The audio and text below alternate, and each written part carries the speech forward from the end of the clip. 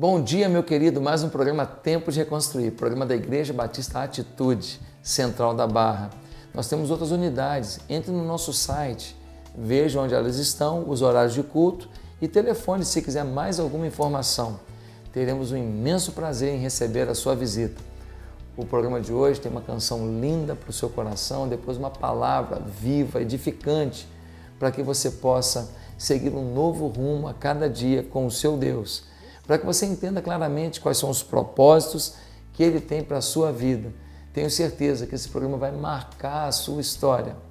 Não sai daí não, vai valer a pena. E quero lembrar para você que hoje tem culto à juventude, às 7h30 da noite e também amanhã 2 cultos, às 11 horas e às 19 horas. Faça-nos uma visita. Essa semana passada, fiquei sabendo uma coisa tão legal.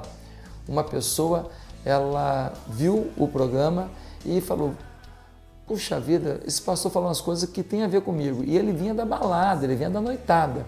Ele me assistia de manhã quando ele estava chegando da balada. E aí, um dia ele chegou e falou assim: hoje eu vou lá naquela igreja. E aí ele pegou o carro e não sabia como chegar na nossa igreja. Ele veio dirigindo o carro dele e tal. Lá pelas tantas, ele viu o adesivo da igreja num carro. Ele foi seguindo o adesivo e entrou na igreja. E ele aceitou Jesus. Hoje ele está conosco. Coisa linda. Você que contribui com esse programa ajudou esse rapaz a sair da balada para a vida eterna, a sair da noitada para Jesus. Você é parte disso. Muito obrigado. Se você quiser contribuir conosco, é fácil. Basta entrar no nosso site tempodereconstruir.tv e clicar em contribuição. Sua oferta vai nos ajudar demais. Que Deus te abençoe. Já volto. Não é fácil ser pai. Se alguém aqui acha que é fácil ser pai, eu queria saber quem é você para poder procurar um terapeuta para o irmão. Só vai dizer que é fácil ser pai quem não é. É muito complicado você tentar educar e muitas vezes aquilo que você tenta passar é tão mal recebido que você até se arrepende de ter falado. É muito complicado você investir o que para você é o melhor que você pode dar e um filho tratar aquilo como se fosse a pior coisa que alguém pudesse ofertar. É muito difícil amar e querer cuidar e muitas vezes ser incompreendido. É muito complicado ver um filho tomando um rumo na vida que você sabe que o fim é péssimo e você não tem como parar. É muito esquisito você sentir que um filho se aproxima, mas que outro se distancia, mesmo você achando que está tentando tratar os dois da mesma maneira. Não é fácil dar o melhor e ver desperdício na vida de um filho. Uma matéria do setor de psicologia da Universidade Federal de Juiz de Fora diz o seguinte sobre a relação de pais e filhos: a maioria dos conflitos familiares tem origem na dificuldade de comunicação dentro de casa. Filhos acham que pais só querem proibir, já os pais acham que os filhos só querem permissão. É o que explica a psicóloga clínica cognitivo-comportamental Natália Cunha, do Centro de Psicologia Aplicada.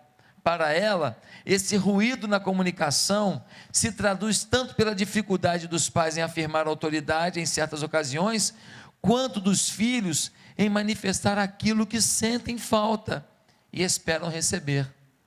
O resultado é um processo de cobranças e acusações que esconde o verdadeiro desejo de ambos, pais e filhos, sentir-se amado pelo outro.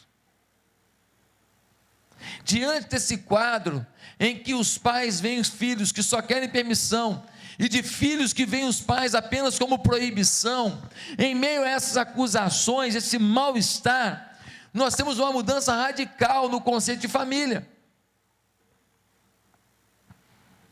Eu peguei uns dados do IBGE de 2010, nós estamos em 2016, já tem 6 anos, já mudou isso. Mas os dados do IBGE de 2010 mostram que a família brasileira, que tinha muitos filhos, no início do século, em 1900, atualmente essa família tem normalmente 3 pessoas. E aquela família que em 1900 era família composta de pai, mãe e filhos, normalmente pelo menos 4 pessoas, ela agora passa a ter 3, mas tem um detalhe que chama atenção: 15% dessas famílias são formadas por mulheres que vivem com seus filhos. E você fala, são viúvas? Não, a grande maioria delas são mulheres separadas ou mães solteiras.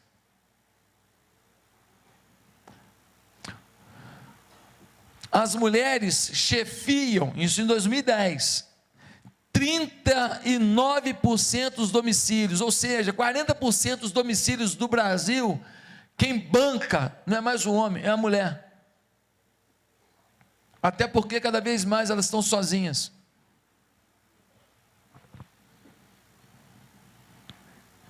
,8% das moradias, isso em 2010, tem uma criança que é filho apenas de um cônjuge, ou seja, as famílias do tipo os meus, os seus e os nossos, já chegavam em torno de 10%, isto em 2010, isso é muito maior hoje.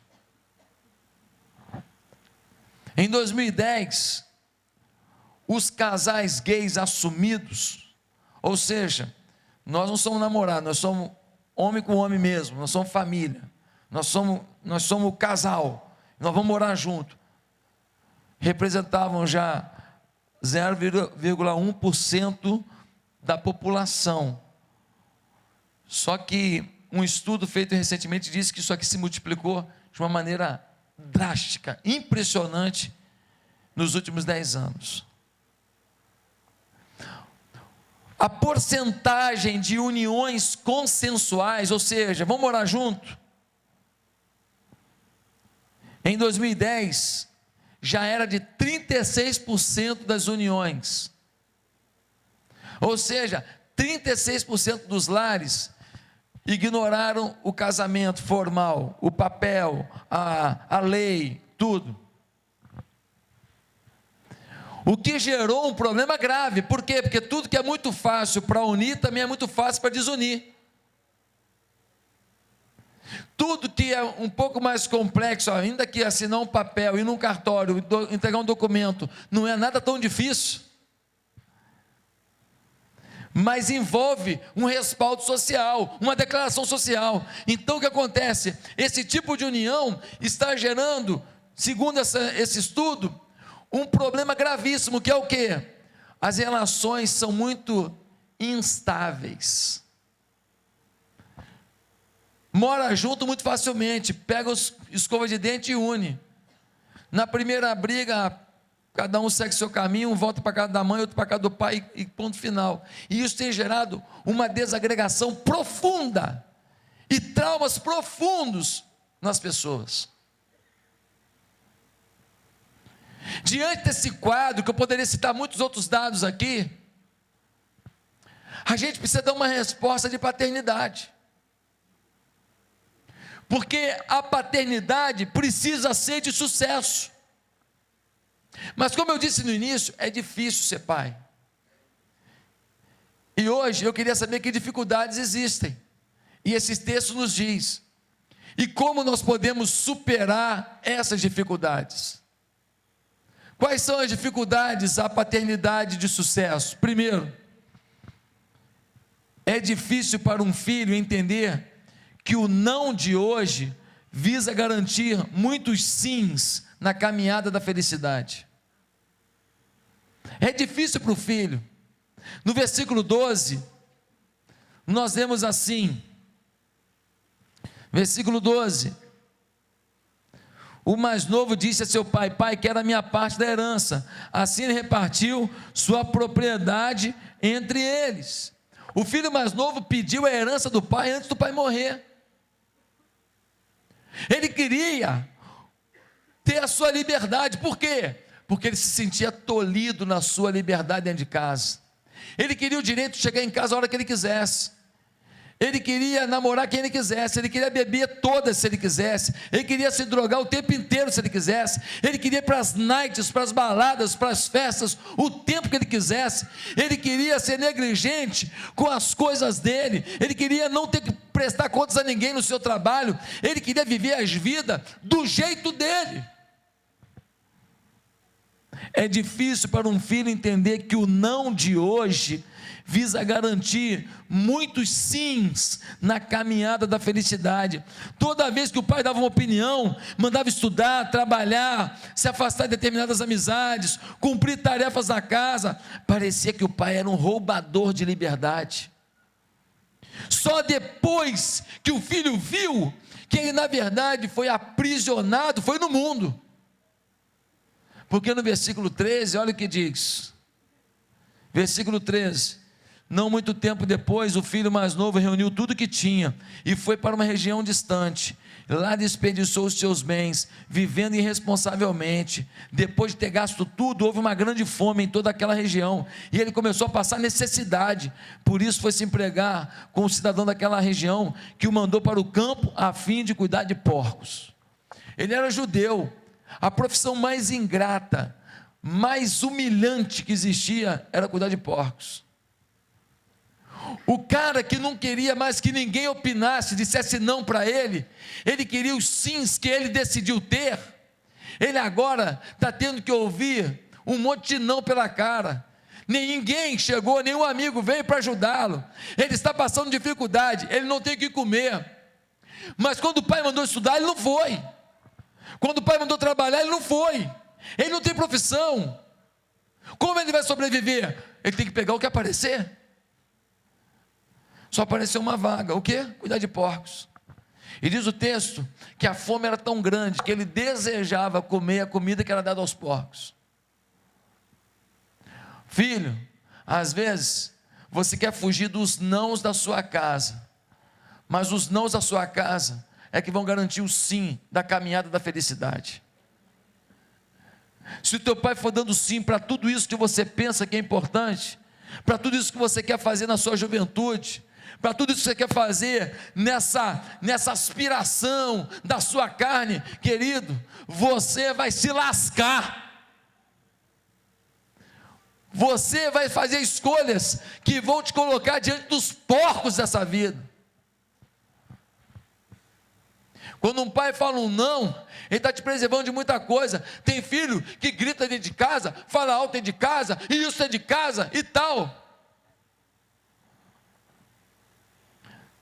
Meus amados irmãos, quando teu pai fala sim para isso tudo e aceita isso, ele está permitindo que um dia você vá para o mundo, e quando você tomar uma fechada de um carro, você vai falar do mesmo jeito, você vai tomar um tiro na cara.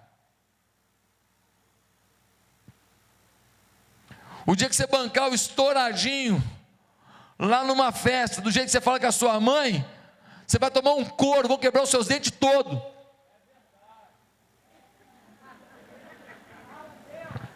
Falou um irmão aí, banguela, estou brincando.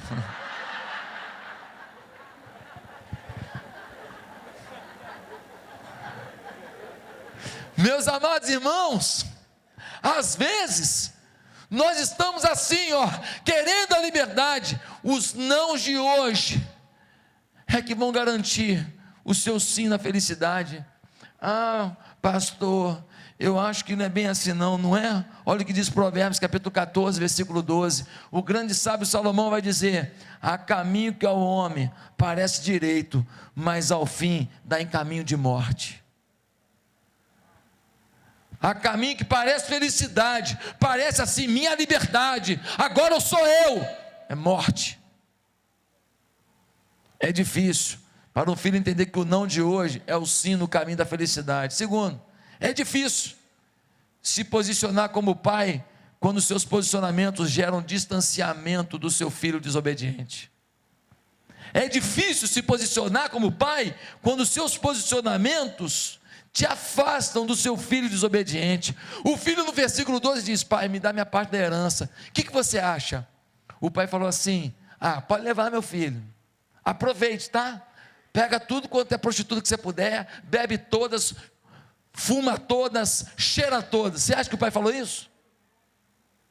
O que você acha que esse pai disse? Meu filho, não faz isso não. Você tem tudo aqui em casa, eu te amo, meu filho. Mas o filho falou: eu não aguento mais, você fala não para mim o tempo inteiro, me dá minha parte da minha herança. E o pai falou: não, eu não posso deixar você fazer isso, você tem que ter hora para chegar em casa, você não pode sair com esses meninos, esse menino não presta, você tem que ficar aqui comigo, você está correndo risco, não faz isso. E o filho gritava, e o filho esperneava, e ele já era um garoto sarado, ele estava malhando na academia, o seu velho pai não aguentava com ele, não tinha nem como dar uma surra nele, e ele gritava, e ele falava, e ele abria os braços. Chegou um ponto que o pai não aguentou mais não.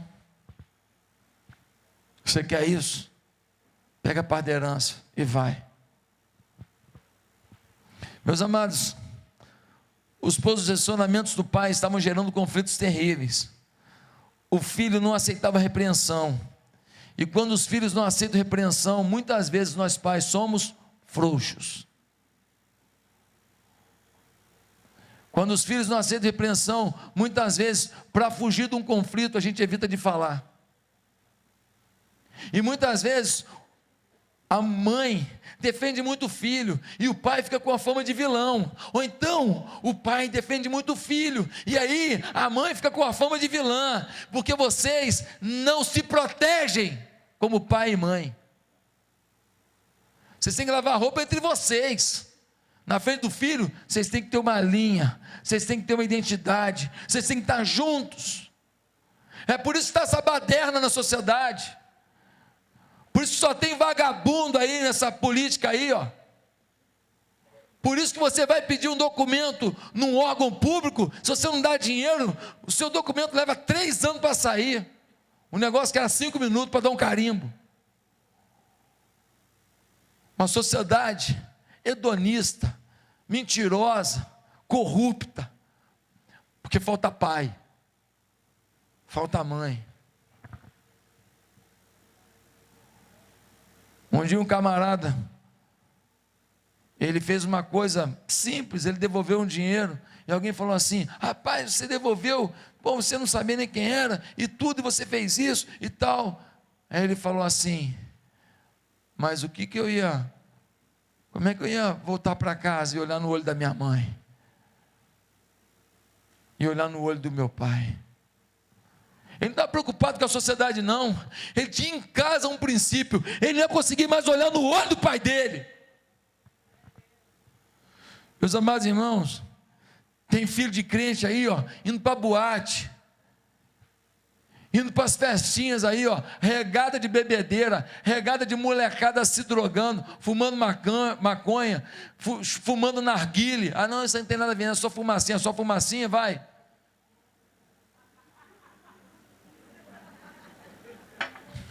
Você gosta, né? Pais crentes, que para não ficar em briga com o filho, para não discutir com o filho, então tá bom, então vai, cuidado, mas volta logo, e deixa, tem filho aí, fazendo a casa de motel, aí o pai fala assim: não, mas é melhor você aqui em casa, porque o mundo está muito perigoso. O mundo está perigoso? Então proíbe ele de qualquer lugar, ué, tudo quanto é lugar que ele quer ir, não está perigoso, ele vai, só para o motel que está perigoso.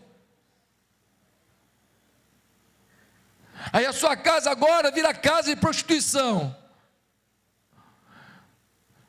De manhã você está tomando café com a sua mulher, você é casado há 20 anos, sua esposa ali, de repente vem o seu filho e fala: pai, essa aqui é a prostitugilda.